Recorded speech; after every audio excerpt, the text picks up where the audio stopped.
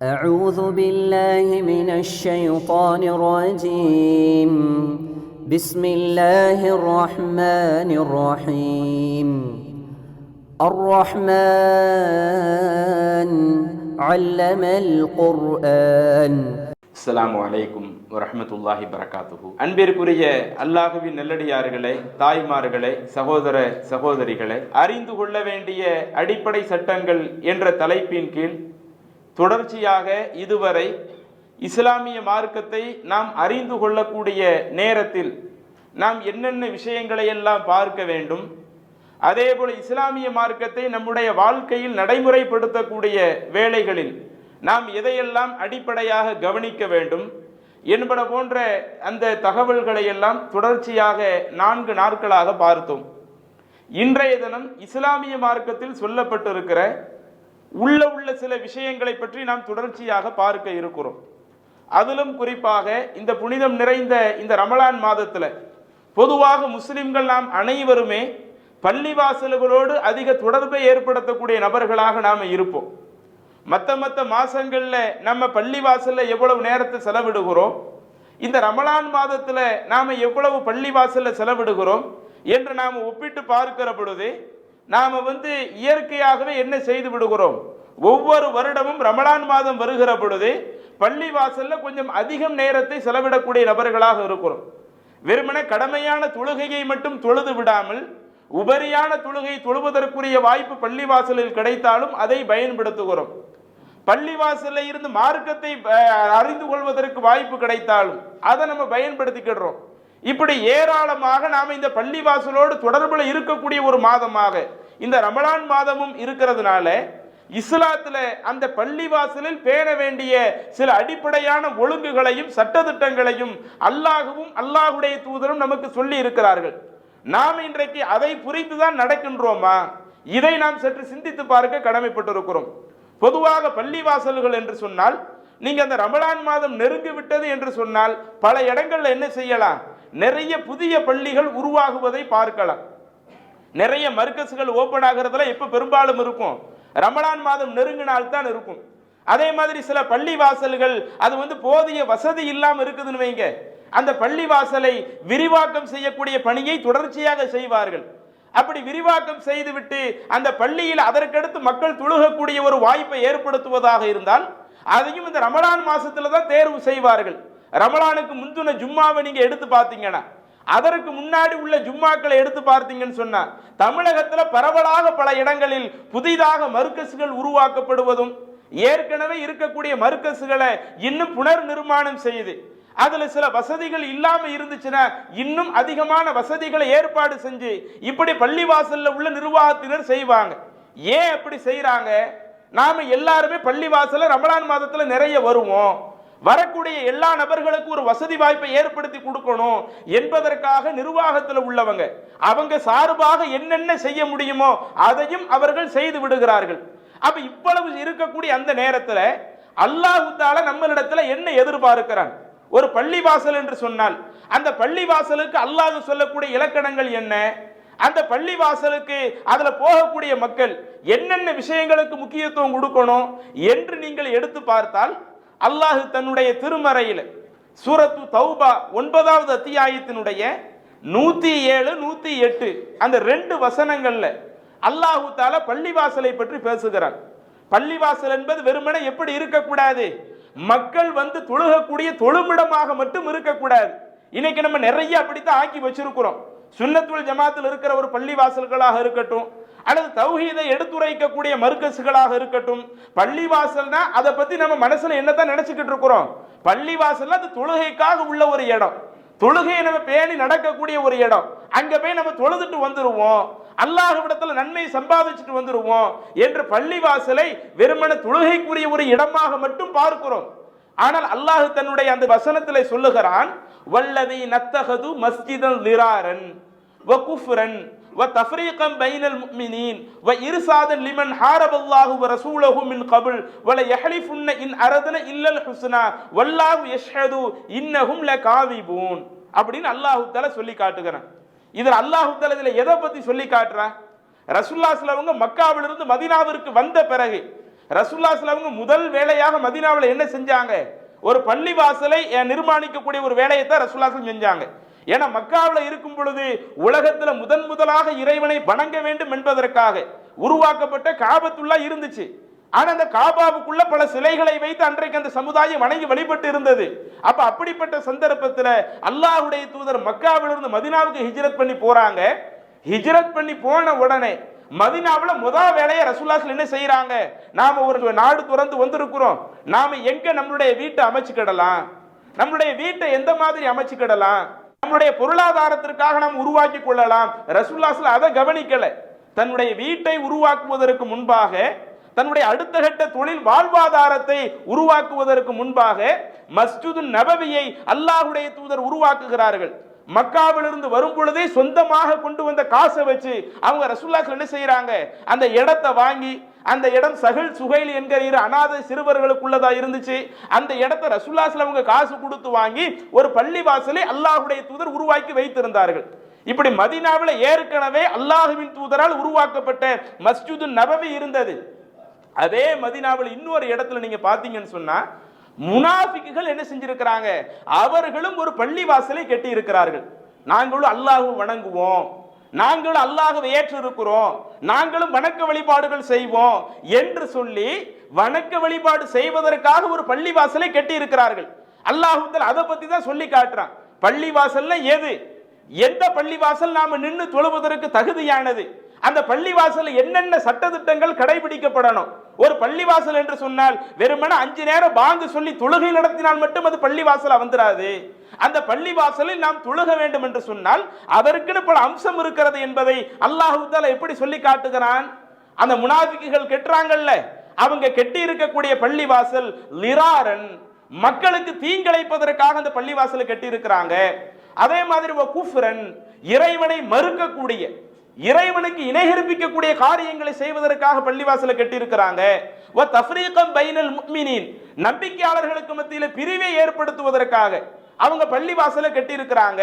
வ இர்சாதன் லிமன் ஹாரபல்லாஹு வ ரசூலஹு மின் கபில், யாரெல்லாம் இதற்கு முன்பாக அல்லாஹ்வோடு யுத்தம் செய்தார்களோ, அல்லாஹ்வின் தூதரோடு யுத்தம் செய்தார்களோ, அவர்களுக்கு அடைக்கலம் தருவதற்காக அவர்கள் இந்த பள்ளிவாசலை கட்டி இருக்கிறார்கள் என்கிற ஒரு தகவலை அல்லாஹ் சொல்லிவிட்டு அந்த 108வது வசனத்திலே அல்லாஹ் சொல்லுகிறான் ரசூலுல்லாஹி ஸல்லல்லாஹு அலைஹி வஸல்லம் அவர்களுக்கு, லா தகும் ஃபீஹி அபதா, நீங்கள் ஒருபோதும் அந்த இடத்துல போய் உங்களுடைய தொழுகைகளை அமைத்துக் கொள்ளாதீர்கள்.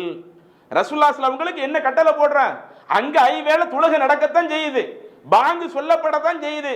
பாங்கு சொல்லப்பட்டாலும் தொழுகை நடத்தப்பட்டாலும் அது மட்டும் ஒரு பள்ளிவாசலுக்கு இலக்கணமாக அமையாது.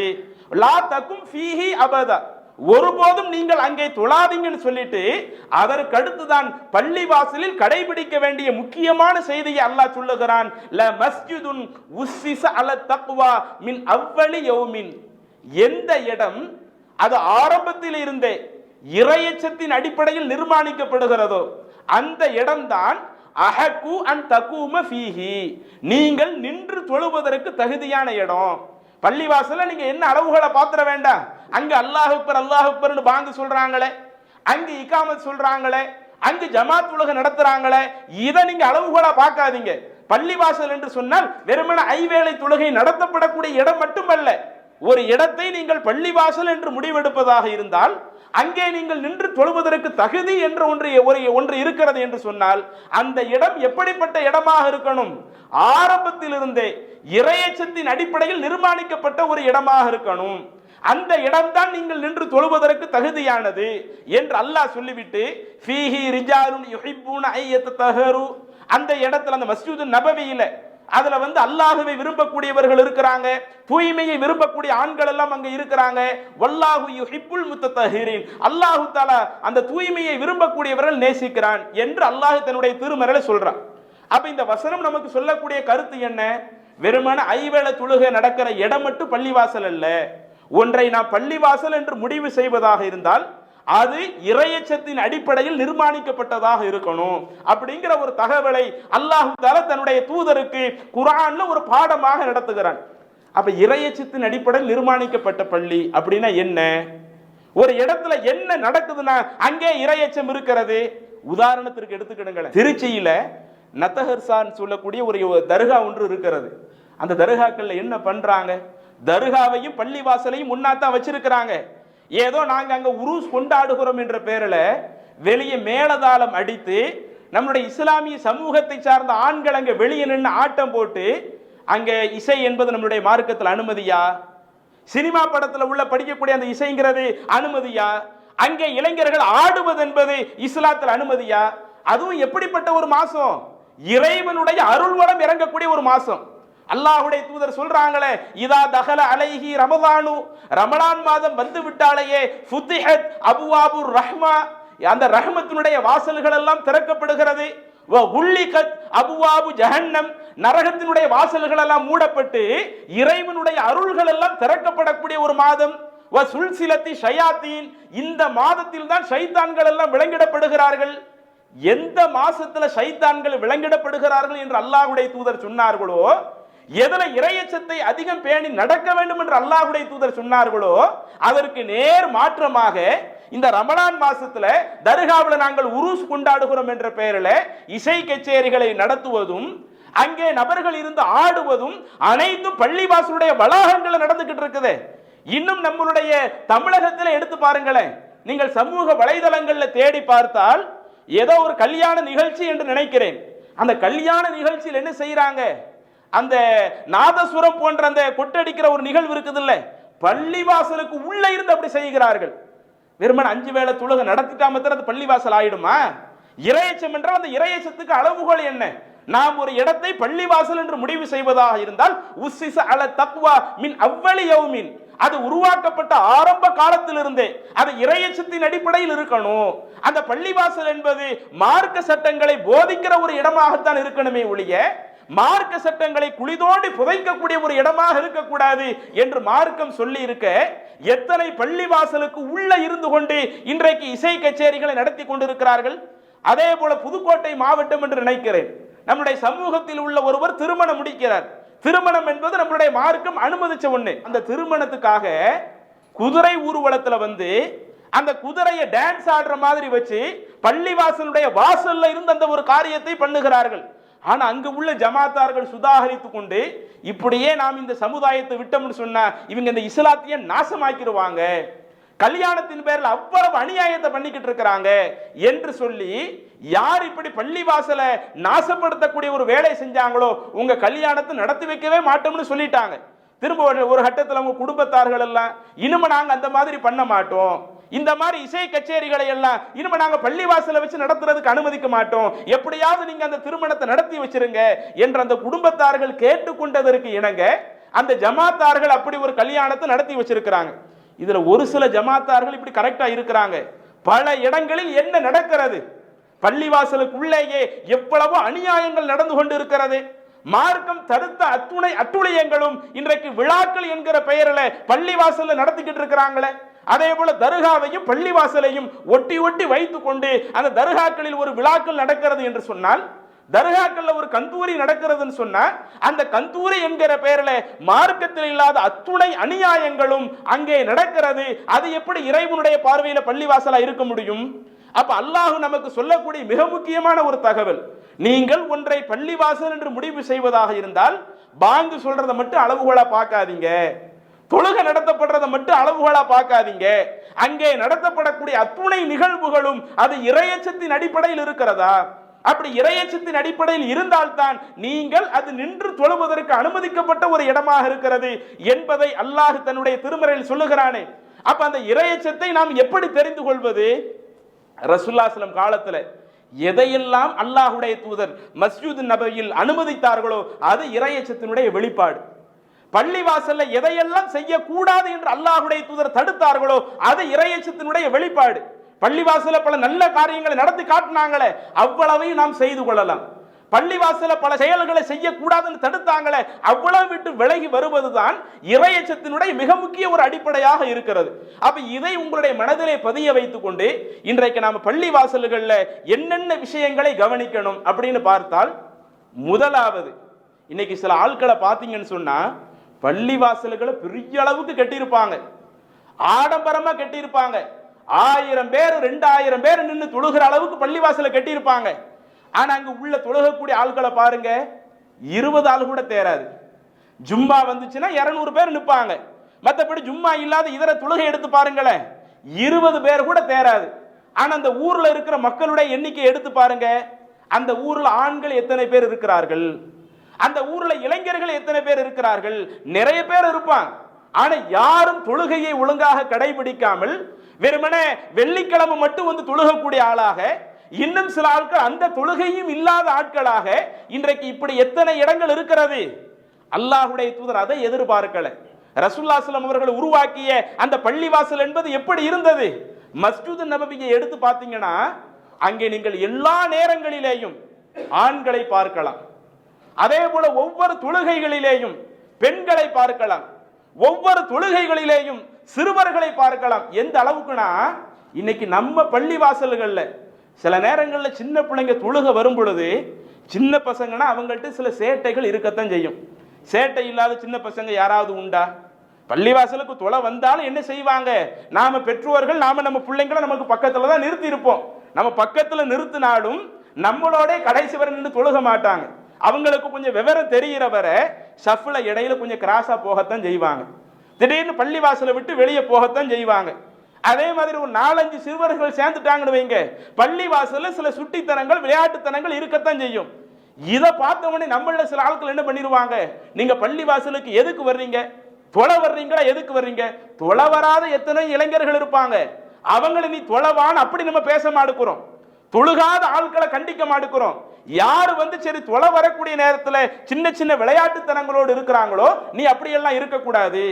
எந்த அளவுக்குன்னு சொன்னா, சில நேரங்கள் அந்த சின்ன பிள்ளைங்கள் அழைத்து வரக்கூடிய பெரிய ஆட்கள் இருக்கிறாங்களா இல்லையா, அந்த பெரிய ஆட்களையே கடிந்து பேசுகிற அளவிற்கு, ஏன் உங்க பிள்ளைங்களை வெளியே அழைச்சிட்டு போறதுக்கு வேற இடமே இல்லையா, நீங்க என்ன தொழுகைக்கு தான் அழைச்சிட்டு வருவீங்களா, உங்க பிள்ளைனால எங்களுக்கு எவ்வளவு டிஸ்டர்ப் ஆகுது, எங்களுக்கு எவ்வளவு இடைஞ்சல் ஆகுது என்று இப்படி பேச ஆரம்பிச்சோம்னு வைங்க, அந்த சின்ன பிள்ளைங்களுடைய வரத்து எப்படி பள்ளிவாசல்ல வரும்? இன்றைக்கு அல்லாஹ்வுடைய அருளால நம்மளுடைய மர்கஸ்களில் இதை மாற்றி காட்டி இருக்கிறோம். சுன்னத்துல் ஜமாத்துல பெரும்பாலும் ஆரம்பத்தில் என்ன செஞ்சாங்க, சின்ன பிள்ளையவே உள்ள விட மாட்டாங்க. நீ வந்து உள்ள வந்து தொழுகிறதா இருந்தா 7 வயசு ஆயிருச்சா, 10 வயசு ஆயிருச்சா, அதுக்கு பிறகு நீ உள்ளவா, மற்றபடி அதுக்கு கீழே நீ இருந்தன்னு சொன்ன நீ சேட்டை பண்ணுவ, பள்ளிவாசலுக்கே உள்ள வராதே என்று விரட்டி அடிக்கக்கூடிய ஒரு நிலைகள் இருக்கிற பொழுது, அல்லாஹ்வுடைய அருளால் ஏகத்துவத்தை எடுத்து சொல்லி இன்றைக்கு நம்மளுடைய மர்கஸ்களை எடுத்து பாருங்க, ஏராளமான சிறுவர்கள் வந்து தொழுகக்கூடியவர்களாக இருக்கிறார்கள். ஆரம்பத்தில் ஒரு சில மாசங்கள் அப்படி விளையாட்டுத்தனத்தோடு இருந்தாலும் அவங்க இது போன்ற அந்த அறிவுரைகளை அடிக்கடி கேட்க கேட்க அந்த அறிவுரை அவர்களுடைய உள்ளத்தில் பல மாற்றங்களை ஏற்படுத்தி ஒரு கட்டத்தில் மக்களுக்கு தொழுகை நடத்தக்கூடிய அளவிற்கு எத்தனையோ சில சிறுவர்கள் உருவாகி இருக்கிறார்களே, பாங்கு சொல்லக்கூடிய அளவிற்கு எவ்வளவோ பல சிறுவர்களை உருவாக்கி இருக்கிறோமே. அப்ப அவ்வளவு பெரிய ஒரு மாற்றங்கள் வர வேண்டும் என்று சொன்னால் பள்ளிவாசலை நாம எப்படி மட்டும் வச்சிடக்கூடாது, வெறும் எபோ 70 வயசுக்கு மேல உள்ளவங்க மட்டும் வந்து தொழுகக்கூடிய ஒரு இடம் ஆக்கிடக்கூடாது. பல இளைஞர்கள் குழுமக்கூடிய ஒரு இடமாக ஆக்கணும். பெண்கள் அதிகமாக வந்து வணக்க வழிபாடுகளை நிறைவேற்றக்கூடிய ஒரு இடமாக ஆக்கணும். குறிப்பாக சிறுவர்களை இன்னைக்கு நாம் அந்த சிறுவர்களை இப்படி வழிகாட்டாம விட்டோம்னு வைங்க, மார்க் அடிப்படையில் இபாதத்தின் அடிப்படையில் நீ பள்ளிவாசலுக்கு வாப்பான்னு சொல்லாம விட்டால் அதுதான் நம்மளுடைய சிறுவர்களுடைய அந்த எதிர்காலமே கேள்விக்குறியாகுவதற்கு ஒரு காரணம். ரசூலுல்லாஹி ஸல்லல்லாஹு அலைஹி வஸல்லம் எந்த மாதிரி நடந்துக்கிட்டாங்க தெரியுமா? உதாரணத்திற்கு நீங்க பார்ப்பதாக இருந்தால் சுனன் அபூதாவுத் என்ற ஹதீஸ் கிரந்தத்தில் 1109வது ஹதீஸாக பதிவு செய்யப்பட்ட நபிமொழி புரைதா என்கிற ஒரு நபித்தோழர் இந்த செய்தியை அறிவிக்கிறாங்க. என்ன சொல்றாங்க? ஹத்தபனா ரசூலுல்லாஹி ஸல்லல்லாஹு அலைஹி வஸல்லம், ஒரு முறை அல்லாஹ்வுடைய தூதர் எங்களுக்கு உரையாற்றி கொண்டிருந்தார்கள். நல்ல கவனிங்க, ரசூலுல்லாஹி ஸல்லல்லாஹு அலைஹி வஸல்லம் என்ன பண்றாங்க, மிம்பர்ல ஏறி மக்களுக்கு உரையாற்றி கொண்டிருக்கிறார்கள். அப்படி உரையாற்றுகிற பொழுது ஃபஅக்பலல் ஹஸனு வல் ஹுசைனு கமீசானி அஹ்மரானி, அல்லாஹ்வின் தூதருடைய பேரர்களான ஹசன் ரலியல்லாஹு அன்ஹு அவர்களும் ஹுசைன் ரலியல்லாஹு அன்ஹு அவர்களும் சிகப்பு நிற சட்டை அணிந்து சிகப்பு நிற ஆடை அணிந்து, அவங்க ரொம்ப சின்ன வயசுல உள்ள பிள்ளைங்க நடந்து வர்றதா இருந்தால் தத்தி தத்தி நடந்து வருவாங்களா இல்லையா, அந்த மாதிரி தத்தி தத்தி அவர்கள் நடந்து வந்து கொண்டிருக்கிறார்கள். ரசூலுல்லாஹி ஸல்லல்லாஹு அலைஹி வஸல்லம் மக்களுக்கு பயான் பண்ணிக்கிட்டு இருக்கிறாங்க. பயான் பண்ணும்போது தன்னுடைய பேர பிள்ளைங்களை பார்த்த உடனேயே அந்த ஹதீஸ்ல தொடர்ச்சியாக பார்க்கிறோம், ஃபநஸல, அல்லாஹ்வுடைய தூதர் அந்த மிம்பரில் இருந்து இறங்கி ஃபஅகதஹுமா, அந்த இருவரையுமே ரசூலுல்லாஹி ஸல்லல்லாஹு அலைஹி வஸல்லம் அவர்கள் எடுத்து அரவணைத்துக் கொண்டு ஃபஸஇத பிஹிமல் மிம்பர, அந்த இரு பேர குழந்தைகளோடு அல்லாஹ்வுடைய தூதர் மிம்பரில் ஏறினார்கள். மிம்பரில் ஏறிவிட்டு சும்மா கால, பிறகு அல்லாஹ்வுடைய தூதர் சொன்னார்கள், சதகல்லாஹ், அல்லாஹு தஆலா உண்மையை தான் சொல்லி இருக்கிறான். ஏன்னா அல்லாஹ் குர்ஆன்ல ஒரு வசனம் சொல்றான், இன்னமா அம்வாலுக்கும் வ அவுலாதுக்கும் ஃபித்னா, உங்களுடைய பொருளாதாரமும் உங்களுடைய பிள்ளைகளும் சோதனைன்னு அல்லாஹ் சொல்லி இருக்கிறான். இத ரசூலுல்லாஹி ஸல்லல்லாஹு அலைஹி வஸல்லம் சொல்லி அல்லாஹு தஆலா உங்களுடைய பிள்ளைங்களை சோதனைன்னு சொன்னான்ல, சதகல்லாஹ், அல்லாஹு தஆலா உண்மையை தான் சொல்லி இருக்கிறான். ஏன்னா நான் மக்களுக்கு உரை நிகழ்த்துறேன். அப்படி மக்களுக்கு உரை நிகழ்த்துகிற பொழுது ரஐது ஹாதைன், என்னுடைய இரண்டு இந்த பேர குழந்தைகளை பார்த்த உடனே ஃபலம் அஸ்பீர், என்னால பொறுமையாவே இருக்க முடியல. மக்களுக்கு சொல்ல வேண்டிய அறிவுரைகள் எனக்கு இருந்தாலும் அந்த சின்ன பிள்ளைங்களை பார்த்த உடனே அந்த பிள்ளையை தூக்குறதுக்கு எனக்கு மனம் இல்லாம பொறுமையாவே இருக்க முடியல. அதனால தான் நான் மிம்பரில் இறங்கி விட்டு அவங்கள நான் இப்படி எடுத்திருக்கிறேன்னு சொல்லிட்டு சும்மா அகத ஃபில் குத்பா, திரும்ப அல்லாஹ்வுடைய தூதர் அந்த மக்களுக்கு என்னென்ன உரை நிகழ்த்த வேண்டுமோ அந்த செய்தியை எடுத்து சொன்னார்கள் அப்படின்னு ஹதீஸ்ல பாக்குறேங்க. இன்னைக்கு இந்த மாதிரி நம்ம இமாம் செய்யட்டுமே. நம்ம பள்ளிவாசல ஒரு அஜரத்தை போட்டு ஒரு இமாமை போட்டு அவர் தொழுகைக்கு பிள்ளைய அழைச்சிட்டு வந்து அந்த புள்ள நம்ம தொழுகை நடத்திக்கிட்டு இருக்கும் பொழுது ஏதோ ஒரு சின்ன பிள்ளைனா டிஸ்டர்ப் இருக்கத்தானே செய்யும். அந்த டிஸ்டர்ப் பண்ற மாதிரியான ஒரு காரியத்தை சொல்லி செஞ்சுட்டாங்கன்னு வைங்க, அடுத்து அந்த அஜரத்தை பார்சல் பண்ணி அனுப்பிச்சிருவாங்க. உங்களை யார் உங்க பிள்ளை இங்க கூப்பிட்டு வர சொன்னது? தொழுகைக்கு இடைஞ்சல் ஏற்படுத்திட்டீங்களா இல்லையா? அல்லது பயான் பண்ணும் பொழுது யாரோ ஒரு ஆள் பயான் பேசிக்கிட்டு இருக்கிறாரு, திடீர்னு அவங்க பிள்ளைங்க வர்றாங்க, பேர பிள்ளைங்க வர்றாங்க, வாப்பா நல்லா இருக்கியாப்பான்னு அப்படி தூக்கிட்டோம்னு வைங்க, உடனே எங்க பயானை கேட்கிறவங்களுக்கு நமக்கு இயல்புல என்ன வரும்? என்ன பிள்ளைய தூக்கி கொஞ்சிக்கிட்டு இருக்கிறாரு, பேச சொன்னா இவர் பேச வேண்டியதானே, பேச வேண்டிய டயத்துல பிள்ளை என்ன கொஞ்சிடுறது? அவ பிள்ளை பள்ளிவாசலுக்கு வர்றது இது நமக்கு மார்க்கத்தை கேட்கறதுக்கு ஒரு தடையா இருக்குது. பொதுவா மனுஷனா அப்படி நடப்போம். ஆனா அல்லாஹ்வுடைய தூதர் பள்ளிவாசல்னு வந்துட்டா அப்படி நீங்க பார்க்காதீங்க.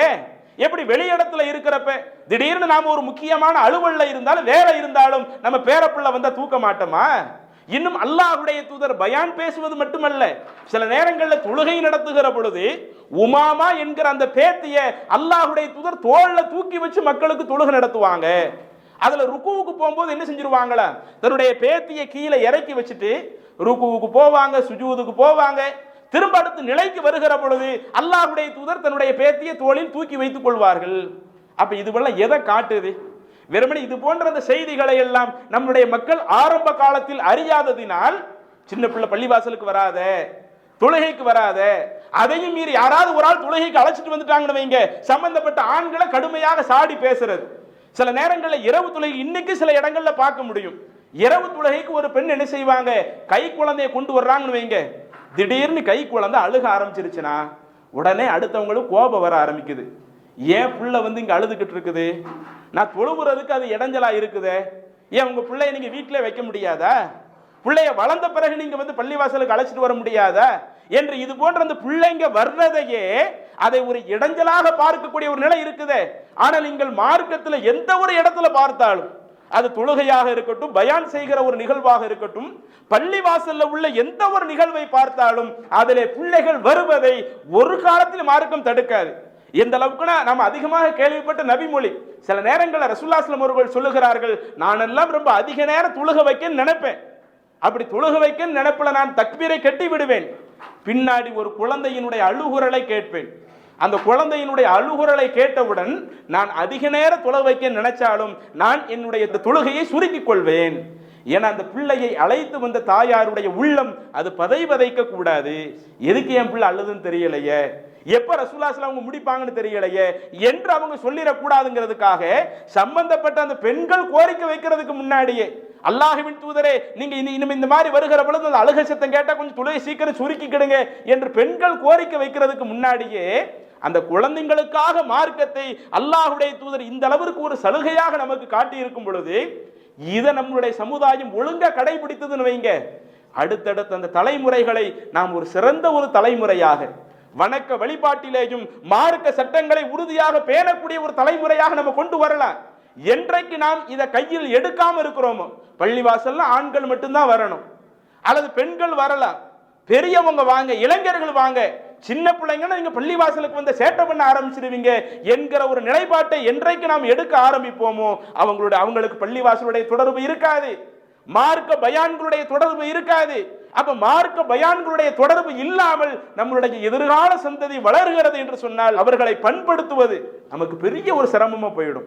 அப்ப அல்லாஹ்வுடைய தூதர் இதை நமக்கு ஒரு பெரிய ஒரு அடிப்படையாக பார்க்க சொல்லுகிறார்கள். பள்ளிவாசல் என்றால் அதுல எல்லா மக்களும் வரக்கூடிய ஒரு இடமா இருக்கணும். அதுல இவங்க தான் வரணும், இவங்க தான் வரக்கூடாதுன்னு இருக்கக்கூடாது. எல்லாரும் வரக்கூடிய இந்த ஒரு அடிப்படையை ரசூலுல்லாஹி ஸல்லல்லாஹு அலைஹி வஸல்லம் அவர்கள் சொல்லி தருகிறார்கள். அடுத்து பள்ளிவாசல் விஷயமாக இஸ்லாம் சொல்லக்கூடிய இன்னொரு மிக முக்கியமான ஒரு தகவல், சூரா அன்-நூர் 24வது அத்தியாயத்துல 36, 37 அந்த 2 வசனங்கள் அல்லாஹ் தஆலா சொல்லி காட்டுகிறான்.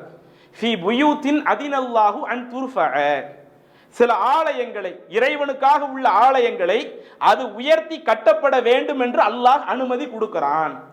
ஆரம்பத்தில் ஒரு பள்ளிவாசல் கட்டியிருப்ப சின்ன அளவுல இருக்கும், அதை பெரிய அளவுல நாம விரிவுபடுத்துவோமா இல்லையா? அது போன்றது விரிவுபடுத்தக்கூடிய பணிக்கு அல்லாஹ் தஆலா அனுமதி கொடுக்கிறான். நீங்க தாராளமா பள்ளிவாசல் எவ்வளவு விரிவானாலும் கட்டிக்கிடுங்க.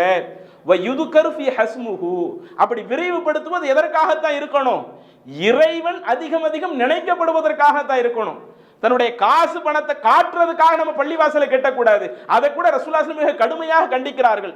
லா தகூமு ஸாஅ ஹத்தா யதபாஹன் நாஸு ஃபில் மஸாஜித், இந்த பள்ளிவாசல் விஷயத்துல ஒருவருக்கொருவர் பெருமை அடிக்காத வரை கியாம நாள் ஏற்படாது. கியாம நாளினுடைய அடையாளமாக பல கெட்ட விஷயத்தை ரசூலுல்லாஹி ஸல்லல்லாஹு அலைஹி வஸல்லம் அவர்கள் சொல்லுகிற பொழுது அதுல எதையும் ஒரு விஷயமா சேர்க்கிறாங்க. சில ஆட்கள் பள்ளிவாசலையே கட்டுவாங்க, எதுக்கு கட்டணுமோ அந்த நோக்கம் அங்க இருக்காது, ஒரு பெருமைக்காக கட்டுவாங்க. உங்க தெருவுல இப்படி மினாரா கம்மியா இருக்குதா, உங்களை விட பெரிய மினாரா வச்சு நாங்க பள்ளிவாசலை கட்டுவோம். உங்க பள்ளியில் 1000 பேர் தொழுகிற மாதிரி நீங்க கட்டுறீங்களா, நாங்க 2000 பேர் தொழுகிற மாதிரி கட்டுருவோம். 2000 பேர் தொழுகிற மாதிரி கட்டுறது தப்பு இல்ல, 2000 பேர் வரணும் இல்ல. 2000 பேர் வராம வெறும் 20 பேர் வந்தா அப்ப சும்மா ஒரு பேருக்காக எதுக்கு பள்ளிவாசல் கட்டி விட்டு, பெருமைக்காக எதுக்கு பள்ளிவாசல் கட்டி விட்டு? அதைத்தான் அல்லாஹ் குர்ஆனிலே கேட்கிறான். ஃபீ புயூத்தின் அதினல்லாஹு அன் துர்ஃபஅ, இறைவன் சில வழிபாட்டு தலங்கள் அது உயர்த்தி கட்டப்பட வேண்டும் என்பதற்கு அனுமதி வழங்குகிறான். வயுதுகர ஃபீ ஹஸ்முஹு, அந்த பள்ளிவாசலில் அல்லாஹ்வுடைய பெயர் அதிகம் அதிகம் நினைக்கப்பட வேண்டும் என்பதற்கும் அல்லாஹ் தஆலா அனுமதி கொடுக்கிறான். யுஸப்பிஹு லஹு ஃபீஹா பில் குதுவி வல் ஆசால், அந்த பள்ளிவாசல்கள் என்றால் காலையிலேயும் மாலையிலேயும் அங்கே அதிகமான மக்கள் அல்லாஹ்வை துதித்து கொண்டே இருக்கணும். பள்ளிவாசலுடைய நோக்கமாக அல்லாஹ் சொல்றத பாருங்க. அந்த வெறுமனே ஐவேளை தொழுகை நடக்கிறது மட்டும் அல்லாஹ் சொல்லல, காலையிலேயும் மாலையிலேயும் அதிகமான மக்கள் அந்த பள்ளிவாசலில் இருந்து கொண்டு இறைவனை துதித்து கொண்டே இருக்கணும். இன்னும் அந்த 37வது வசனத்தில் அல்லாஹ் சொல்லுகிறான், ரிஜாலுன், அந்த பள்ளிவாசலிலே சில ஆண்கள் இருக்கிறார்கள். லா துல்ஹீஹும் திஜாரத்துன் வலா பைஉன் அன் ஸிக்ரில்லாஹ், அவர்கள் செய்யக்கூடிய வியாபாரமோ அவர்கள் செய்யக்கூடிய வணிகமோ அல்லாஹ்வை நினைப்பதை விட்டும் அவர்களை தடுத்து விடாது. வ இகாமி ஸலா வ ஈதாஇ ஸகாத், தொழுகையை நிலைநாட்டுவதை விட்டும் ஜகாத்தை கொடுப்பதை விட்டும் அவங்க செய்யக்கூடிய வியாபாரம் அவங்கள தடுத்துறாது. காலையில மாலையில பள்ளிவாசல்ல துதிப்பாங்க, என்ன வியாபாரம் பார்த்தாலும் தொழுக வேண்டிய நேரத்தில் கரெக்டா நிற்பாங்க. தொழுகை அல்லாத உபரியான நேரங்கள் இருந்தாலும் அந்த உபரியான நேரங்களிலேயும் அவங்க சும்மா வெளியே எங்கேயாவது செலவழிச்சோம்னா நிறைய பாவமான காரியத்தை பண்ண வேண்டி இருக்குதுன்னு வைங்க, அப்படி கிடைக்கக்கூடிய ஓய்வு நேரங்களையும் வெளியே செலவழிக்காமல் பள்ளிவாசலில் செலவழிக்கக்கூடியவர்களாக இருப்பார்கள் என்று அல்லாஹ் தஆலா சொல்லிவிட்டு, யகாஃபூன யௌமன், அவர்கள் ஒரு அந்த மறுமை நாளை பயப்படக்கூடியவர்களாகவும் இருப்பார்கள். எப்படிப்பட்ட மறுமை நாள்? தத்தகல்லபு ஃபீஹுமுல் குலூபு வல் அப்சார், உள்ளங்களும் பார்வைகளும் நிலைக்குத்தி இருக்குமே, அந்த மறுமை நாளை பயந்தவர்களாகவும் அவர்கள் இருப்பார்கள். அப்ப இந்த வசனத்தில் அல்லாஹ் நமக்கு சொல்லக்கூடிய மிக முக்கியமான செய்தி என்ன? நாம எவ்வளவு பெரிதாக பள்ளிவாசலை கட்டிக் கொள்ளலாம், பள்ளிவாசலை கட்டுவது மார்க்கத்தில் தவறல்ல. அதற்காக எவ்வளவு லட்சங்களை வேண்டுமானாலும் செலவு செய்து கொள்ளலாம், அதிலேயும் மார்க்கத்தில் தவறல்ல. ஆனால் அந்த பள்ளி வாசல்கள் முழுக்க முழுக்க அல்லாஹ்வை அதிகம் துதிக்கப்படக்கூடிய ஒரு இடமாக இருக்குதா, இறைவனை நினைவு கூறக்கூடிய ஒரு இடமாக இருக்குதா? வெறுமனே ஐவேளை தொழுகையையும் தாண்டி இதர நேரங்களிலேயும் பள்ளிவாசலில் இருந்து அல்லாஹ்வை அல்லாஹ்வினுடைய மார்க்கத்தை படிப்பது, அல்லாஹ்வை அதிகம் அதிகம் நினைவு கூறுவது, இது போன்ற விஷயங்கள் இருக்குதா? இத மார்க்கம் நமக்கு ஒரு அடிப்படையிலேயே நமக்கு சொல்லி காட்டுதுங்க. இன்னும் ரசூலுல்லாஹி ஸல்லல்லாஹு அலைஹி வஸல்லம் அவர்களும் இதே கருத்தை நமக்கு ஒரு நபி மொழியிலே உணர்த்தி காட்டுகிறார்கள். நாமெல்லாம் அதிகமாக கேள்விப்பட்ட ஒரு செய்தி தான் சஹீஹ் முஸ்லிம்ல 687வது செய்தியாக பதிவு செய்யப்பட்ட ஒரு செய்தி. அனஸ் இப்னு மாலிக் ரலியல்லாஹு அன்ஹு அவங்க இந்த செய்தியை அறிவிக்கின்றார்கள். அனஸ் இப்னு மாலிக் அவங்க சொல்றாங்க, ஒரு முறை நாங்க எல்லாருமே ரசூலுல்லாஹி ஸல்லல்லாஹு அலைஹி வஸல்லம் அவங்க உட்பட நாங்க எல்லாருமே பள்ளிவாசல்ல இருந்தோம். அப்படி பள்ளிவாசல்ல இருந்த நேரத்துல இது ஜாஅ அஅராபியுன், ஒரு கிராமவாசி ஒருவர் வந்தார். வந்து ஃபகாம யபூலு ஃபில் மஸ்ஜித், அவர் பள்ளிவாசலிலேயே சிறுநீர் கழிக்க ஆரம்பித்து விட்டார். அன்னைக்கு அந்த ரசூலுல்லாஹி ஸல்லல்லாஹு அலைஹி வஸல்லம் பள்ளிவாசலுங்க இன்னைக்கு இருக்கிற மாதிரி பெரிய அளவுல இருக்குமா? முன்னாடி பாத்தீங்கன்னா பேரித்த மரத்தை அதனுடைய தண்டுகளை நட்டி வைத்து இப்படி சிம்பிளாகத்தான் பள்ளிவாசல் இருக்கும். அப்ப இது கொஞ்சம் ஒரு நிழல் தரக்கூடிய ஒரு இடமா இருக்கே நினைச்சு அவர் பள்ளிவாசலுக்கு வருகிறார். வந்து விட்டு என்ன செய்து விடுகிறார்? பள்ளிவாசலிலே சிறுநீரையும் கழிக்கிறார். இப்படி இதை பார்க்கக்கூடிய அந்த நபித்தோழர்களுக்கு கடுமையான கோபம் வருது. நம்ம அல்லாஹ்வை வணங்குறதுக்காக ஒரு பள்ளிவாசல் கட்டினா அந்த பள்ளிவாசலுக்குள்ளேயே இப்படி சிறுநீர் கழிக்க ஆரம்பிக்கிறாரு என்று அதை பார்த்த நபித்தோழர்களுக்கு கடுமையாக கோபம் வருகிற பொழுது அப்ப அல்லாஹ்வுடைய தூதர் நபித்தோழர்களை ஆசுவாசப்படுத்துகிறார்கள். நீங்க கோபப்படாதீங்க, அவங்களுக்கு இது பள்ளிவாசல்னு தெரியாது, தெரியாம தான் அவங்க இந்த மாதிரியான ஒரு காரியத்தை பண்ணிட்டாங்க, நீங்க பொறுமையா இருங்க என்று பொறுமையாக இருக்க சொல்லுகிறார்கள். அப்படி பொறுமையாக இருக்க சொல்லிட்டு அவர் சிறுநீர் கழித்து முடித்தவுடனே ரசூலுல்லாஹி ஸல்லல்லாஹு அலைஹி வஸல்லம் அவர்கள் அந்த நபரை தன்னிடம் வர சொல்லுகிறார்கள். அப்ப சஹாபாக்களும் அந்த நபரை அல்லாஹ்வின் தூதரிடத்தில் அழைத்து வருகிற பொழுது அப்ப ரசூலுல்லாஹி ஸல்லல்லாஹு அலைஹி வஸல்லம் அவர்கள் அந்த நபருக்கு ஒரு அழகான ஒரு அறிவுரையை சொன்னார்கள்.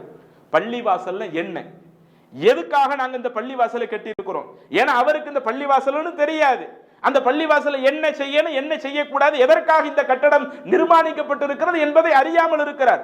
அப்ப அல்லாஹ்வுடைய தூதர் சொல்லுகிறார்கள், இன்ன ஹாதிஹில் மசாஜித், நாங்க இப்படி உலகத்தில் அல்லாஹ்வை வணங்குவதற்காக சில பள்ளிவாசல்களை கட்டுறோமே, அந்த பள்ளிவாசல் என்பது லா தஸ்லுஹு லி ஷைஇன் மின் ஹாதல் பௌலி வலல் கதர், நீங்க நினைக்கிற மாதிரி, நீங்க செஞ்ச மாதிரி இப்படி யூரின் போறதுக்காக சிறுநீர் கழிக்கிறதுக்காக இதுக்காக நாங்கள் ஏற்பாடு செஞ்ச ஒரு கட்டடம் கிடையாது. இன்னமா ஹிய, இந்த பள்ளிவாசலை நாங்கள் கெட்டி இருப்பதெல்லாம் லி திக்ரில்லாஹி அஸ்ஸ வஜல், எங்களை படைச்ச அல்லாஹ் இருக்கிறான்ல, கண்ணியமிக்க அல்லாஹ் இருக்கிறானே, அந்த அல்லாஹ்வை அதிகம் அதிகம் நினைவு கூறுவதற்காக நாங்கள் இந்த பள்ளிவாசலை கட்டி இருக்கிறோம். வஸலா, இறைவன் எங்களுக்கு கடமையாக்கி இருக்கிற, இறைவன் எங்களுக்கு உபரியாக தந்திருக்கிற அந்த தொழுகையை நிலைநாட்டுவதற்காக இந்த பள்ளிவாசலை கட்டி இருக்கிறோம். வகிராஅத்தில் குர்ஆன், இறைவன் எங்களுக்கு வழங்கி இருக்கக்கூடிய இந்த வேதத்தை நாங்கள் படிப்பதற்காக இந்த பள்ளிவாசலை கட்டி இருக்கிறோம். இது நாங்க சும்மா பொழுதுபோக்குக்காக கட்டல, அல்லது யூரின் போறதுக்காகவோ மலம் போடுவதற்காகவோ அல்லது இந்த உலகத்தினுடைய இதர தேவைகளுக்காகவும் இந்த இடத்தை நாங்க கட்டல. இந்த இடத்தை நாங்கள் நிர்மாணித்த நோக்கமே எங்களுக்கு நாங்க அல்லாஹ்வை அதிகம் அதிகம் நினைக்கணும், எங்களுக்கு கடமையாக்கப்பட்ட அதே மாதிரி எங்களுக்கு வலியுறுத்தி சொல்லப்பட்ட தொழுகையை நிலைநாட்டணும், குர்ஆனை இங்கிருந்து நாங்க அதிகமாக ஓதணும், இப்படி அந்த இறை தொடர்பில் இருக்க வேண்டும் என்பதற்காகத்தான் நாங்கள் இது போன்ற அந்த ஆலயத்தை எழுப்பியிருக்கிறோம் என்று அல்லாஹ்வுடைய தூதர். ஒரு பள்ளிவாசல் என்று சொன்னால் அது வெறுமனே தொழு வைக்கக்கூடிய ஒரு இடமாக மட்டும் இருக்கக்கூடாது, அங்கே அல்லாஹ் தஆலா எல்லா நேரத்திலேயும் நினைவு கூறப்படக்கூடிய ஒரு நிலை அங்கே இருக்க வேண்டும். அது காலையா இருக்கட்டும், மாலையா இருக்கட்டும், தொழுகையினுடைய வக்து டைமா இருக்கட்டும், தொழுகை அல்லாத ஒரு நேரமா இருக்கட்டும், எல்லா டயத்திலேயும் அந்த பள்ளிவாசல்ல இது போன்ற அந்த வணக்க வழிபாடுகள் இருக்கணும். இதைத்தான் அல்லாஹ்வுடைய தூதர் இன்னொரு நபிமொழியிலேயும் நமக்கு குறிப்பிடுகிறார்கள். சஹீஹுல் புகாரியிலே 662வது செய்தியாக பதிவு செய்யப்பட்டிருக்கிறது. அபூ ஹுரைரா ரலியல்லாஹு அவர்கள் குறிப்பிடுகிறார்கள், மன் கதா இலல் மஸ்ஜிதி அவ் ராஹ, யார் ஒருவர் காலையிலேயும் மாலையிலேயும் பள்ளிவாசலுக்கு போய் வருவாரோ, ஐவேளை தொழுகைக்கு போய் வருவாரோன்னு ரசூலுல்லாஹி ஸல்லல்லாஹு அலைஹி வஸல்லம் சொல்லல. காலையில் எனக்கு டைம் கிடைக்குதா, நான் பள்ளிவாசலுக்கு அந்த நேரத்தை செலவழிக்கணும். மாலையில் எனக்கு டைம் கிடைக்குதா, நான் அந்த நேரத்தை பள்ளிவாசல்ல செலவழிக்கணும். இப்படி காலையிலேயும் மாலையிலேயும் யார் பள்ளிவாசலுக்கு போய் வருவாரோ, பள்ளிவாசலில் பள்ளிவாசல்ல போனா நம்ம சும்மா அங்க தூங்குறதுக்காக போக மாட்டோம், வணக்க வழிபாடு போன்ற மார்க்கம் சொல்லக்கூடிய நல்ல விஷயத்தை செய்யறதுக்கு தான் போவோம். அப்ப இப்படி யார் போய் வருகிறாரோ, அஅத்தல்லாஹு லஹு நுஸலஹு மினல் ஜன்னா, அவருக்கு அல்லாஹ் தஆலா மறுமையில் அவர் சொர்க்கம் போவாரே, அந்த சொர்க்கத்தில் அல்லாஹ் அவருக்குன்னு ஒரு தங்குமிடத்தை தயார் பண்ணுவானே, அவன் நமக்கு அல்லாஹ் தஆலா சில வசிப்பிடத்தை வச்சிருப்பான்ல, அப்ப அந்த வசிப்பிடத்தை இறைவன் தயார் செய்வான். எந்த அளவிற்கு? குல்லமா கதா அவ் ராஹ, அவர் காலையிலேயும் மாலையிலேயும் எவ்வளவு நேரத்தை அந்த பள்ளிவாசலிலே செலவழிக்கிறாரோ, அப்படி பள்ளிவாசலில் செலவழிக்கக்கூடிய அந்த நேரங்களை எல்லாம் அல்லாஹ் அந்த டயத்துல அவர் சொர்க்கத்துல, இப்ப இங்க பள்ளிவாசல 1 மணி நேரத்தை செலவழிக்கிறோம்னு வைங்க, அந்த 1 மணி நேரமாக அந்த அடியானுக்காக இறைவன் மறுமையில சொர்க்கத்தில் அவனுடைய தங்குமிடத்தை தயார் செய்கிறான் என்று அல்லாஹ்வுடைய தூதர் சொல்லுகிறார்களே. அப்ப நம்ம அந்த இஸ்லாம் எதிர்பார்க்கக்கூடிய இறை ஆலயம் என்பது, அந்த இறை ஆலயத்தில் நாம கடைபிடிக்க வேண்டிய முக்கியமான விஷயம் என்பது ஐவேளை தொழுகை நடத்தப்படக்கூடிய இடமாக மட்டும் இருக்கக்கூடாது. அனைத்து மக்களும் எல்லா சந்தர்ப்பங்களிலேயும் தங்களுக்கு கிடைக்கக்கூடிய நேரங்களை வணக்க வழிபாடு போன்ற அந்த உபரியான வணக்கங்களை செய்வதற்காக, இறைவனை அதிகம் அதிகம் பெருமைப்படுத்துவதற்காக, இறைவனுடைய வேதமான அந்த குர்ஆனை எடுத்து படிக்கக்கூடிய ஒரு இடமாக, இது போன்ற அந்த பெர்பஸ்க்காக பள்ளிவாசல்கள் பயன்படுத்தப்படணும். அல்லாஹ் தஆலா தெரியப்படுத்துறான்ல. ஆனா இன்னைக்கு நம்மளுடைய எல்லா இடங்களிலும் அப்படி நடக்குதா? தமிழகத்தில் எத்தனை பள்ளிவாசல்கள் இருக்குதோ, அது சுன்ன ஜமாத் பள்ளியா இருக்கட்டும், அது யாருடைய பள்ளியா இருக்கட்டும், எல்லா இடங்களிலேயும் இறைவன் சொல்லக்கூடிய அந்த சட்ட திட்டங்களை நாம் முறையாக கடைபிடிக்கிறோமா?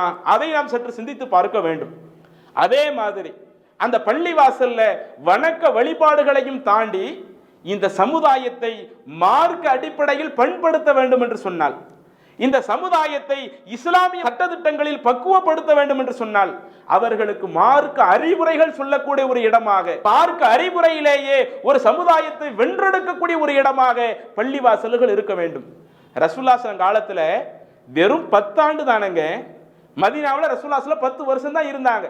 அந்த 10 ஆண்டு காலத்துல மக்காவில் 13 வருஷம் இருக்கும்போது என்ன மாற்றத்தை அல்லாஹ்வின் தூதரால் காண முடியலையோ, அது போன்ற விஷயங்களை வெறும் 10 வருஷத்துல அந்த சமுதாயத்தையே டோட்டலாக ரசூலுல்லாஹ் மாத்தி காட்டினாங்களே, அவ்வளவு மாற்றங்களும் எப்படி அல்லாஹ்வின் தூதரால் மாற்ற முடிந்தது? எல்லாமே ஒருவருடைய உள்ளத்துல மார்க்கத்தை கொண்டு போய் சேர்க்கிற பொறுப்பு அல்லாஹ்ட்ட தான் இருக்குது.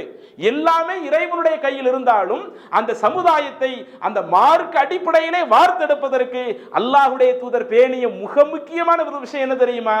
எப்போதெல்லாம் அந்த சமூகம் பள்ளிவாசல்ல இருப்பாங்களோ, அதில் அல்லாஹ்வின் தூதருக்கு வாய்ப்பு கிடைக்கிற பொழுது அவங்களுக்கு மார்க்கத்தை எடுத்து சொல்லக்கூடியவர்களாக இருப்பார்கள். இன்னைக்கு நம்மளுடைய பள்ளிவாசல்கள் என்ன நடந்துகிட்டு இருக்குது? பயான் என்று சொன்னாலேயே ஜும்மா பயான்கள் மட்டும்தான் நடக்கின்றன. மக்களுக்கு அறிவுரை சொல்லக்கூடிய, மார்க்க உபதேசம் சொல்லக்கூடிய ஒரு இடம் என்று ஒரு டைம்னு சொன்னாலேயே நாம எந்த டயத்தை மட்டும் தான் பயன்படுத்துறோம்? வெள்ளிக்கிழமையில் இருக்கிற ஜும்மா தொழுகை மட்டும் தான் பயன்படுத்துறோம். ஜும்மா தொழுகையை தாண்டி இதர நாட்கள்ல இந்த சமுதாயத்தை பண்படுத்துவதற்காக நாம் எவ்வளவு நேரத்தை ஒதுக்குறோம்? அந்த மர்கஸ்களை நடத்தக்கூடிய நிர்வாகத்தினர்களும் பள்ளிவாசலை ரன் பண்ணிக்கிட்டு இருக்கிறவங்களும் அந்த விஷயத்துல கவனம் எடுக்கிறது இல்ல. அந்த பகுதியில் உள்ள முஸ்லிம்களும் சரி, அந்த நிர்வாகத்தில் உள்ளவங்க கவனம் எடுக்காம இருந்தாலும் நீங்க இப்படியே இருந்தா நாங்க எப்படி மார்க்கத்தை படிக்கிறது? எங்களுக்கு மார்க்கத்தை படிக்கிறதுக்கு ஒரு நாள் ஒதுக்குங்க, பள்ளிவாசல்ல குறிப்பிட்ட ஒரு நாளுக்கு வர்றோம், எங்களுக்கு வாய்ப்புள்ள நாட்கள்ல நாங்க இருக்கிறோம், எங்களுக்கு மார்க்க அறிவுரையை சொல்லுங்க என்று நாமளா விரும்பி கேட்கிற அளவுக்காவது நாம இருக்கிறோமா? நாமளும் இப்ப எதையும் விரும்பி கேட்கறது இல்லை. பள்ளிவாசலை ரன் பண்ணக்கூடியவங்களும் ஜும்மா பயான தாண்டி இதர விஷயங்களை செய்யறது இல்லை. அதெல்லாம் இன்னும் சில பள்ளிவாசல்களில் செய்யறதா இருந்தா தாலிம் கிதாப் உட்கார்ந்து படிச்சுக்கிட்டு இருப்பாங்க. ஃபஜ்ர் தொழுகை முடிச்சுட்டு சில பள்ளிவாசல் என்ன செய்வாங்க, அமல்களின் சிறப்பு என்று சொல்லி தாலிம் கிதாபை உட்கார்ந்து படிப்பார்கள். அது என்னப்பா தாலிம் கிதாபு? அமல்களின் சிறப்பு என்று சொன்னால் அது என்ன அமல்களின் சிறப்பு? அமல்களுடைய சிறப்பை அல்லாஹ் சொல்லி இருக்கணுமா இல்லையா? அல்லாஹ் சொல்லக்கூடிய குர்ஆன் வசனத்தை சொல்ல மாட்டார்கள். அல்லாஹ்வுடைய தூதர் சொல்லக்கூடிய அந்த நபி மொழியில பல அமல்களுடைய சிறப்பை சொல்றாங்க, அதை மேற்கோள் காட்ட மாட்டார்கள். அந்த மகான் அப்படி இருந்தார், இந்த மகான் இப்படி இருந்தார், கபருக்குள்ளேயே தொழுகக்கூடியவராக இருந்தார். கபூர்ல தொழுகிறதுக்கு அல்லாஹ் தஆலா கடமையாக்கல. நமக்கு தொழுகுங்கிறதே உயிரோடு இருக்கும் பொழுதுதான். என்னைக்கு நமக்கு இந்த உலகத்தை விட்டு நம்ம பிரிஞ்சு போயிட்டோமோ அதற்கடுத்தெல்லாம் நம்ம தொழுக முடியாது. ஆனா இந்த மகன் கபருக்குள் தொழுதுகிட்டு இருந்தாரு, இந்த மகன் தொழுகையிலே ரொம்ப அதிகமா நீடித்துக்கிட்டு இருந்தாரு என்று மார்க்கத்தில் இல்லாத பொல்லாத செய்திகளை எடுத்து சொல்லக்கூடிய ஒரு இடமாக பயன்படுத்துறாங்களே. ஒண்ணு அறவே ஜும்மாவை தாண்டி எதையும் பேச மாட்டேங்கிறாங்க, அல்லது அப்படி பேசினாலும் மார்க்க தகவலை முறையாக எடுத்து சொல்லாமல் மக்களை தவறான முறையில வழிகாட்டக்கூடியவங்களா இருக்கிறாங்களே. அல்லாஹ்வுடைய தூதர் அதை செய்யவில்லை. சஹீஹுல் புகாரியில 474வது செய்தியாக பதிவு செய்யப்படுகிறது. அபு வாக்கித் அல் லைசி என்று சொல்லக்கூடிய நபி தோழர் இந்த செய்தியை அறிவிக்கின்றார்கள். பைனமா ரசூலுல்லாஹி ஸல்லல்லாஹு அலைஹி வஸல்லம் ஃபில் மஸ்ஜித், ஒருமுறை அல்லாஹ்வுடைய தூதர் பள்ளிவாசலிலே எங்களோடு இருந்து கொண்டிருந்தார்கள். அப்படி இருக்கக்கூடிய நேரத்துல ஃபஅக்பல ஸலாஸத்து நஃபரின், 3 நபர்கள் அந்த சபைக்கு வந்தார்கள். அந்த சபைக்கு வந்துட்டு ஃபஅக்பல இஸ்னானி இலா ரசூலில்லாஹி ஸல்லல்லாஹு அலைஹி வஸல்லம், அந்த 3 பேர்ல 2 ஆள் அந்த சபையில கலந்து கொள்ளக்கூடியவராக இருந்தார்.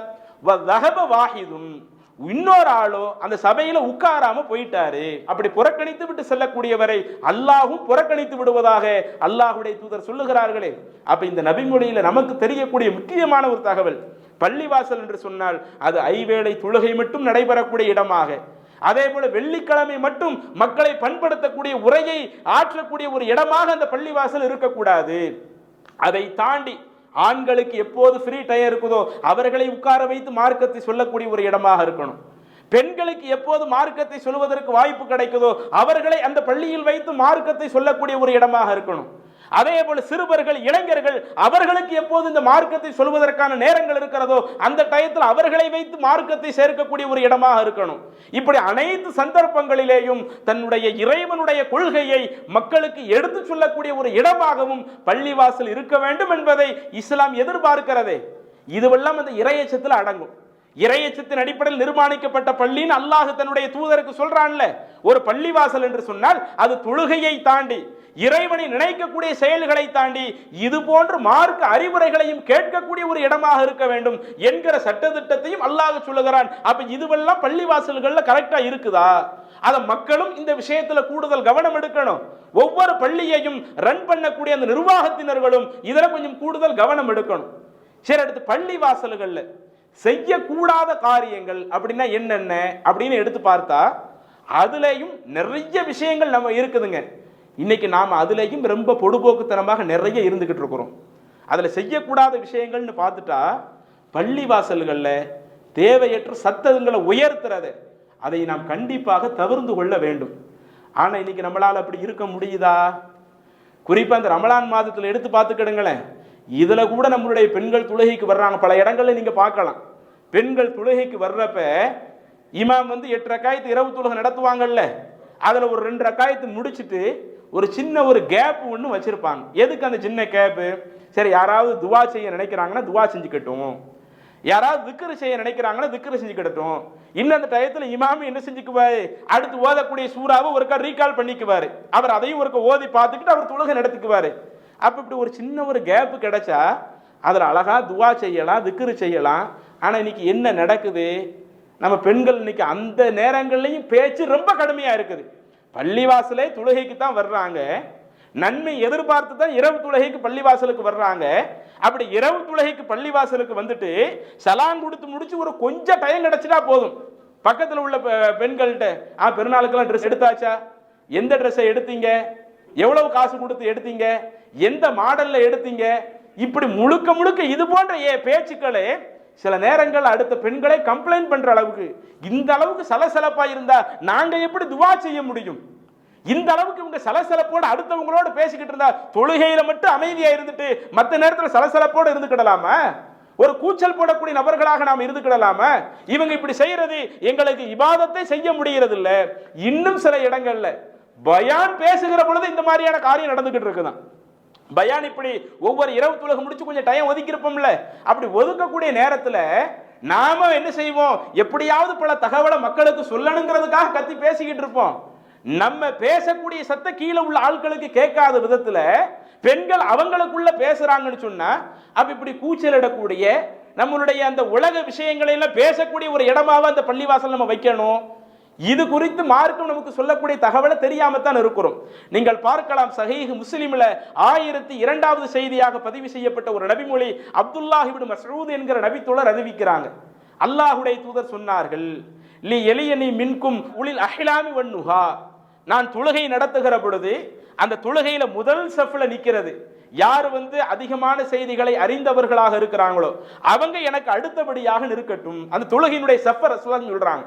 இமாம் ஒரு ஆள் நிப்பாங்க, நான் தொழுகை நடத்துவேன், எனக்கு பின்னாடி இந்த முதல் சஃப்ல யாரு நிக்கணும், இந்த மார்க்க சட்டங்களை யார் ரொம்ப அதிகமா தெரிஞ்சிருக்கிறாங்களோ, குர்ஆனுடைய வசனங்களை யார் அதிக மனப்பாடம் பண்ணியிருக்கிறாங்களோ அவங்க இதுக்கு அடுத்து நிக்கணும் என்று சொல்லிவிட்டு சும்மல்லதீன எழுனகும், பிறகு அதற்கடுத்து அறிஞ்சவங்க அதற்கடுத்து அறிஞ்சவங்க என்று இப்படி நீங்க சஃப்களை நின்னுக்கிடுங்க அப்படின்னு அல்லாஹ்வுடைய தூதர் சொல்லிவிட்டு கடைசியாக ஒரு வார்த்தையை குறிப்பிடுகிறார்கள், வ ஈயாக்கும் வ ஹைஷாத்தில் அஸ்வாக், கடைகள்ல நின்று கூச்சல் போடுவீங்களே, இன்னைக்கு மார்க்கெட்ல எல்லாம் பாருங்களேன், ஒரு பக்கம் அங்க காய்கறிக்காரன் கத்திக்கிட்டு இருப்பான், தக்காளி 20 தக்காளி 20 கத்தரிக்காய் 10, அவன் ஒரு பக்கம் கத்துவான், நம்ம ஆட்கள் இவங்க ஒரு பக்கம் கத்திக்கிட்டு இருப்பாங்க. மார்க்கெட்டுன்னு போனாலேயே, கடை வீதின்னு போனாலேயே அங்க எப்படி தேவையற்ற அந்த கூச்சல்கள் வந்துகிட்டு இருக்குதோ, ஒரே சத்தமா கடந்துகிட்டு இருக்கும். இது போன்ற அந்த கடை வீதிகள்ல கூச்சல் இடுவீங்களே, கடை வீதிகளில் சத்தம் போட்டுக்கிட்டு இருப்பீங்களே, இந்த மாதிரி நீங்கள் பள்ளிவாசல்ல நீங்கள் செய்வதை விட்டு வையாக்கும் வஹைஷாத்தில் அஸ்வாக், கடை வீதிகளில் கூச்சலிடுவதை போல பள்ளியிலிருந்து கூச்சலிடுவதை நான் உங்களுக்கு எச்சரிக்கிறேன். அப்ப எந்த அளவுக்கு ரசூலுல்லாஹ் சொல்றாங்க, பள்ளிவாசல்னா நாம தொழுதாலும் சரி, தொழுது முடிச்சு சும்மா உட்கார்ந்தாலும் சரி, அந்த சந்தர்ப்பத்தில் நாம் என்ன செய்யக்கூடாது, தேவையற்ற விஷயங்களை பேசி சிரிச்சு. இன்னைக்கு சில ஆட்கள் சலாம் கொடுத்து முடிச்சுட்டாலேயே ஆண்களும் பக்கத்தில் உள்ள அப்பதான் நாம் என்ன செய்வோம், அவங்களோட வியாபாரத்தை பத்தி கேட்டுக்கிட்டு இருக்கிறோம். அதே இது இப்ப இந்த பெருநாள்லாம் வருதுன்னு வைங்க, எப்ப நீங்க ஊருக்கு போறீங்க, எங்க நீங்க டிக்கெட் போட்டீங்க, ஏன் ஊருக்கு போறதை கேட்கறதுக்கு வேற இடமே இல்லையா, அவங்க டிக்கெட் போட்டதை கேட்கறதுக்கு வேற சபையே இல்லையா, எல்லாம் பள்ளிவாசல உட்கார்ந்து இப்படி பேசிக்கிட்டு இருக்கிறாமே, இந்த மாதிரி செய்வதை நாம் தவிர்த்து கொள்ள வேண்டும். இன்னும் அல்லாஹ்வுடைய தூதர் சொன்ன ஒரு நபிமொழி சுனன் அபூதாவுத் என்கிற ஹதீஸ் கிரந்தத்தில் 1334வது செய்தியாக பதிவு செய்யப்படுகிறது. அபூ சயீத் அல் குத்ரி ரலியல்லாஹு அன்ஹு அவங்க இந்த ஹதீஸை அறிவிக்கிறாங்க. இஅ்தகஃப ரசூலுல்லாஹி ஸல்லல்லாஹு அலைஹி வஸல்லம் ஃபில் மஸ்ஜித், ஒரு முறை அல்லாஹ்வுடைய தூதர் பள்ளிவாசலிலே இஅ்திகாஃப் இருந்தார்கள். இன்ஷாஅல்லாஹ் அந்த இஅ்திகாஃபினுடைய விஷயத்தை நாளைக்கு நம்ம சொல்ல இருக்கிறோம். ரசூலுல்லாஹி ஸல்லல்லாஹு அலைஹி பள்ளிவாசல் என்ன செய்றாங்க, இஅ்திகாஃப் இருக்கிறார்கள். அப்படி இஅ்திகாஃப் இருக்கிற பொழுது ஃபஸமியஹும் யஜ்ஹரூன பில் கிராஆ, ரசூலுல்லாஹி ஸல்லல்லாஹு அலைஹி பள்ளிவாசல்ல ஒரு சப்தத்தை கேட்கிறார்கள். அதுவும் என்ன சப்தம், உலக விஷயத்தை பேசுறது இல்ல, குர்ஆனை படிக்கிறது இருக்குதா இல்லையா, அந்த குர்ஆனை ரொம்ப சத்தம் போட்டு படிக்கக்கூடிய அந்த விஷயத்தை அல்லாஹ்வுடைய தூதர் செவியுறுகிறார்கள். அப்படி செவியுற்ற உடனே ரசூலுல்லாஹி ஸல்லல்லாஹு அலைஹி வஸல்லம் அவர்கள் ஒரு கூடாரத்துல தான் பள்ளிவாசல்ல இஅ்திகாஃப் இருக்கிறாங்க. இந்த சப்தத்தை என்ன குர்ஆன் ஓதுற சத்தம் ரொம்ப இந்த அளவுக்கு அதிகமா இருக்குதே அப்படின்னு கேட்டுட்டு ஃபகஷஃப சித்ர், அல்லாஹ்வுடைய தூதர் அந்த திரையை விளக்குகிறார்கள். திரையை விலக்கிவிட்டு சொன்னார்கள், அலா அறிந்து கொள்ளுங்கள், இன்ன குல்லக்கும் முனாஜின் ரப்பஹு, நீங்கள் ஒவ்வொருவருமே அல்லாஹ்வோடு உரையாடி கொண்டு இருக்கிறீர்கள். யாரோ சில ஆட்கள் குர்ஆனை சத்தம் போட்டு ஓதுறாங்க, ரசூலுல்லாஹி ஸல்லல்லாஹு அலைஹி வஸல்லம் சொல்றாங்க, நீங்க சத்தம் போட்டு ஓதுறது ஏதோ நீங்க மட்டும் அல்லாஹ்வோட தொடர்புல இருக்கிறத நினைக்காதீங்க. இன்ன குல்லக்கும் முனாஜின் ரப்பா, உங்களில் ஒவ்வொருவருமே அல்லாஹ்வோட தொடர்பில் இருந்து கொண்டே இருக்கிறீர்கள். ஃபலா யுதியன்ன பஅதுக்கும் பஅதா, அப்படி இருக்கிறப்ப நீங்க அடுத்தவங்களுக்கு எந்த ஒரு தொல்லையும் கொடுத்துறாதீங்க. நீங்க சத்தம் போட்டு குர்ஆனை ஓதும் போது இன்னொருவர் திக்ர் செய்ய நினைப்பார். அவர் திக்ர் செய்வதற்கு நீங்க சத்தம் போட்டு குர்ஆன் ஓதுறது இடைஞ்சலாக இருக்கும். இன்னொருவர் ரொம்ப சப்தமா குர்ஆன் ஓதுறப்ப ஒரு ஆள் துஆ செய்ய நினைப்பார். துஆவுல தன்னுடைய அனைத்து தேவைகளையும் அல்லாஹ்விடத்துல உளமாற கேட்க நினைப்பார். நீங்க போடக்கூடிய சில சப்தங்கள் அவங்க கெட்ட விஷயத்தை எதையுமே பேசல, குர்ஆனை தான் ஓதுறாங்க. அந்த குர்ஆனை நீங்க சப்தமிட்டு ஓதுனாலும் இது அடுத்தவங்களுக்கு டிஸ்டர்ப் ஆகுமா இல்லையா, அவங்களும் தங்களுடைய இறைவனோடு உரையாடணுமா இல்லையா, அப்ப அவர்களும் தங்களுடைய இறைவனோடு உரையாடக்கூடிய அந்த சந்தர்ப்பம் எப்ப வாய்க்கும், நீங்க உங்களுடைய சப்தத்தை உயர்த்தாதீங்க. ஃபலா யுதியன்ன பஅதுக்கும் பஅதா, உங்களில் ஒருவர் அடுத்தவருக்கு என்ன செய்ய வேண்டாம், எந்த ஒரு தொல்லையும் தந்தர வேண்டாம். வலா யர்ஃபஅ பஅலுக்கும் அலா பஅலின் ஃபில் கிராஆ, ஓதுனா கூட உங்களில் ஒருவர் அடுத்தவங்களுக்கு என்ன செஞ்சிர வேண்டாம், அடுத்தவங்களை விட சத்தம், நீ சத்தமா ஓதுறியா நான் சத்தமா ஓதுறேனா, இப்படி போட்டி போடக்கூடிய ஒரு இடமாக நீங்கள் இந்த பள்ளி வாசலை ஆக்கிக் கொள்ளாதீர்கள். என இங்க ஒவ்வொருவருமே தன்னுடைய நேரத்தை செலவிடுகிறான் என்று சொன்னாலேயே அல்லாஹ்வோடு தன்னுடைய அந்த உரையாடலை தொடங்க மனுஷன் விரும்புறான். அந்த விருப்பத்திற்கு மாற்றமாக அதற்கு நீங்க இடைஞ்சல் தர்ற மாதிரி அமைச்சுக்காதீங்க. அப்ப சப்தம் போட்டு குர்ஆனையே ஓதக்கூடாது என்று சொன்னால், இன்னும் அந்த நபிமொழியில கூடுதலாக அவுஃபிஸலா அல்லது தொழுகையா இருந்தாலும் அதிலேயே நம்ம கத்தி இந்த மாதிரி எதுவும் செய்யாதீங்க என்று அல்லாஹ்வுடைய தூதர் சொல்லுகிறார்கள் என்று சொன்னால், அப்ப அந்த பள்ளிவாசல்கள் என்பது எந்த அளவிற்கு அமைதியாக இருக்க வேண்டிய ஒரு இடமாக இருக்கணும், அடுத்தவங்களுக்கு டிஸ்டர்ப் இல்லாத ஒரு இடமாக இருக்கணும். இன்னைக்கு சில நேரங்களில் ரெண்டாவது ஜமாத் யாரேனும் தொலை வந்துட்டா கூட நாம உட்கார்ந்து பேசிக்கிட்டு இருக்கிறது ரெண்டாவது ஜமாத்துல தொழுகக்கூடியவங்களுக்கு ஒரு நெருக்கடியா இருக்குதா இல்லையா, அவங்க சில சிரமங்களை உணர்றாங்களா இல்லையா. அப்ப இப்படித்தான் நம்ம பள்ளிவாசல் நடந்து கொள்ள வேண்டுமா? அப்ப அல்லாஹ்வுடைய தூதர் எதை நடந்துக்குன்னு சொல்றாங்களோ அது நமக்கு தெரியாம இருக்குது. ஒரு முறை உமர் ரலியல்லாஹு அன்ஹு காலத்தில் இப்படி ஒண்ணு நடக்குது, கடுமையாக உங்களுக்கு கோபப்பட்டு உமர் ரலியல்லாஹு அன்ஹு சில விஷயத்தை நடந்து கொள்கிறார்கள். சஹீஹுல் புகாரியில 470வது செய்தியாக பதிவு செய்யப்பட்ட ஒரு செய்தி, சாயிப் பின் யஸீத் என்ற ஒரு நபர் உமர் ரலியல்லாஹு அவர்களுடைய ஆட்சி காலத்தில் ரசூலுல்லாஹி ஸல்லல்லாஹு அலைஹி வஸல்லம் மரணம் அடைந்த பிறகு நடந்த ஒரு சம்பவம். உமர் அவர்கள் இருக்கக்கூடிய அந்த நேரத்தில் சாயிப் பின் யஸீத் என்கிற ஒரு தாபி சொல்றாரு, குன்து காயிமன் ஃபில் மஸ்ஜித், நான் ஒரு முறை பள்ளிவாசல் நின்னுக்கிட்டு இருந்தேன். அப்படி பள்ளிவாசல் நின்னுக்கிட்டு இருந்தப்ப அப்ப நான் ஒரு நபரை பார்த்தேன்.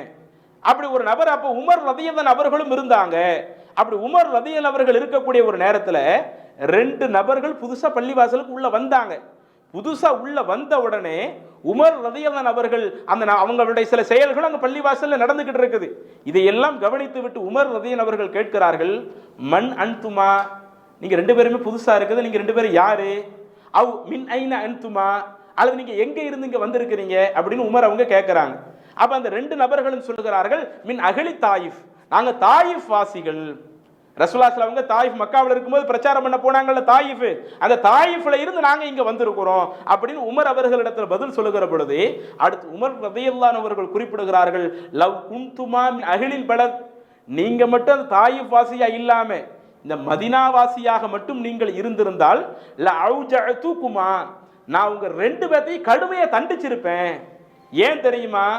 தர்ஃபஆனி அஸ்வாத்துகுமா ஃபி மஸ்ஜித் ரசூலுல்லாஹி ஸல்லல்லாஹு அலைஹி வஸல்லம், அல்லாஹ்வின் தூதருடைய பள்ளிவாசல்ல இருந்துகிட்டு உங்களுடைய சப்தங்களை ரெண்டு பேரும் உயர்த்தி பேசிக்கிட்டு இருக்கீங்கல்ல, நீங்க வெளியூர் ஆளா இருக்கிறதுனால நான் உங்களை விட்டுட்டேன், உள்ளூர் வாசியா மட்டும் நீங்க இருந்தீங்கன்னா நான் உங்களை கடுமையா தண்டிச்சிருப்பேன் என்று உமர் ரலியல்லாஹு அன்ஹு அவர்கள் சொல்லக்கூடிய அந்த செய்தியையும் நாம சஹீஹுல் புகாரில பார்க்கிறோமே. அப்ப இஸ்லாம் நம்மளை எப்படி எதிர்பார்க்கிறது? அல்லாஹ்வுடைய தூதர் உருவாக்கிய அந்த சமுதாயம் எப்படி இருந்தது? இன்னும் அந்த நபி தோழர்கள் ரசூலுல்லாஹி ஸல்லல்லாஹு அலைஹி வஸல்லம் மறைவிற்கு பிறகு இதர மக்களை பள்ளிவாசல்ல எந்த மாதிரி எதிர்பார்த்தார்கள்? ஒரு பள்ளிவாசல்கள் என்று சொன்னால் அது தேவையற்ற கூச்சல் குழப்பங்களை ஏற்படுத்தக்கூடிய ஒரு இடமாக, சண்டை சச்சரவு போடக்கூடிய ஒரு இடமாக, உலக விஷயங்களை எல்லாம் நாம கலந்துரையாடி அதன் மூலம் அடுத்தவர்களுக்கு தொல்லை அளிக்கக்கூடிய ஒரு இடமாக இருந்துவிடக் கூடாது என்பதை இஸ்லாமிய மார்க்கம் நமக்கு சொல்லுகிறது. அப்ப இந்த அடிப்படைகளை எல்லாம் புரிந்து கொள்ள வேண்டும். இன்னும் நாம இந்த இறைவனுடைய ஆலயத்துல பள்ளிவாசல்கள்ல செய்யக்கூடாத விஷயமாக இஸ்லாமிய மார்க்கம் சில விஷயங்களை சொல்லுகிறது. அதையும் அதற்கடுத்து இந்த ரமலான் மாதத்துல இஅ்திகாஃப் என்கிற வணக்க வழிபாட்டையும் நாம் இந்த பள்ளிவாசலில் செய்வதற்கு மார்க்கம் சில விஷயங்களை சொல்லுகிறது. அது போன்ற தகவல்களை நாளை தினம் பார்க்கலாம். அஸ்ஸலாமு அலைக்கும் வரஹ்மத்துல்லாஹி வபரகாத்துஹு. அல்லாஹு அக்பர், அல்லாஹு அக்பர்.